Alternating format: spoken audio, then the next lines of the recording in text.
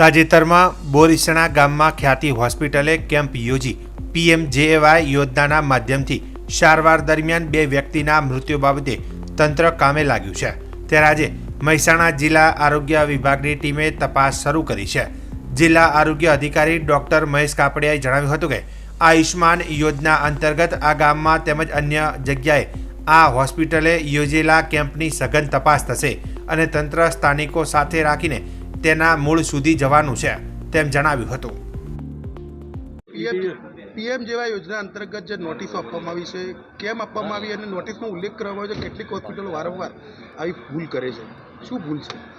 આપ સર્વેને જણાવું કે પીએમજેએવાય યોજના છે એક સરકારશ્રીની એવી સરસ યોજના છે કે જેની અંદર લાભાર્થીઓને ફક્ત એને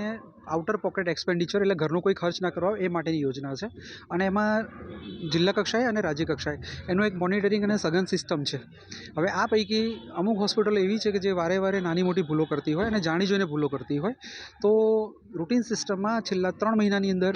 અમારી પાસે ઘણી બધી લેખિતમાં પણ ફરિયાદ આવે અને ઘણા દર્દીઓ ટેલિફોનિક પણ અમને ફરિયાદ કરતા હોય અને અમારા વિઝિટમાં પણ અને સાથે સાથે ઇન્સ્યોરન્સ કંપનીની પણ વિઝિટમાં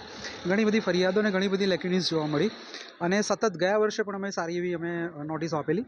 અને આપ સૌ વિદિત છે એ પ્રમાણે ઘણી બધી હોસ્પિટલને અમે પેનલ્ટી પણ કરેલી છે। એમાં પેનલ્ટીમાં અમારી કક્ષાએ જિલ્લા કક્ષાએ માન્ય કલેક્ટરશ્રીના પાવર્સ છે અને રાજ્ય કક્ષાએ બીજો ને ત્રીજો ગુનો થાય તો રાજ્ય કક્ષાએના પાવર્સ છે।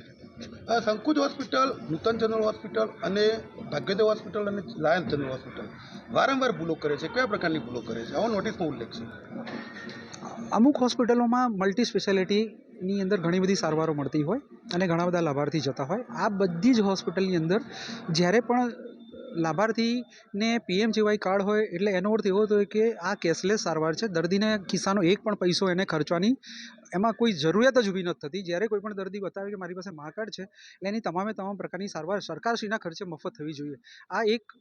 5 લાખ અત્યારે હાલમાં 10 લાખનું એ જેને કહેવાય કેશલેસ કાર્ડ છે એ એનો એક જાતનો એનો કોરો ચેક છે।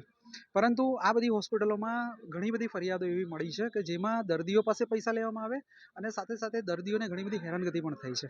કેવા પ્રકારની હેરાનગતિ? અમુક હોસ્પિટલોમાં દર્દીઓની જે ફરિયાદો આવી છે એ પ્રમાણે જ્યારે પણ લાભાર્થી જાય ત્યારે દર્દીઓને અમુક વખતે સમયની બાબતમાં અમુક બાબતોમાં જ્યારે દર્દી જાય ત્યારે કે અમારી પાસે આ પેકેજ નથી, તમારે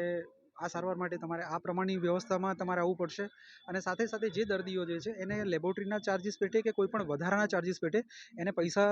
ચૂકવવા પડે છે, જે એના ખિસ્સાના પૈસા જાય છે। અમારા ધ્યાન આવ્યું તમામના પૈસા મેં લાભાર્થીના તો ચૂકવાડી દીધા, હોસ્પિટલો આપી દીધા, ફક્ત ને ફક્ત એક સંકુચ હોસ્પિટલ છે કે જેમાં એક ખેડાનું લાભાર્થી છે એના હજી પણ એમને પૈસા ચૂકવ્યા નથી, કારણ કે એ લાભાર્થીને ઓલરેડી કેન્સરની ટ્રીટમેન્ટ ચાલતી હતી અને એ લગભગ અમે આવતીકાલ કે પરમ દિવસે એના પૈસા પણ એની પાસે ચૂકવાઈ દઈશું। અને બાકીની વાત રહી પેનલ્ટીની, માન્ય કલેક્ટરશ્રીએ મંજૂરી આપી દીધી છે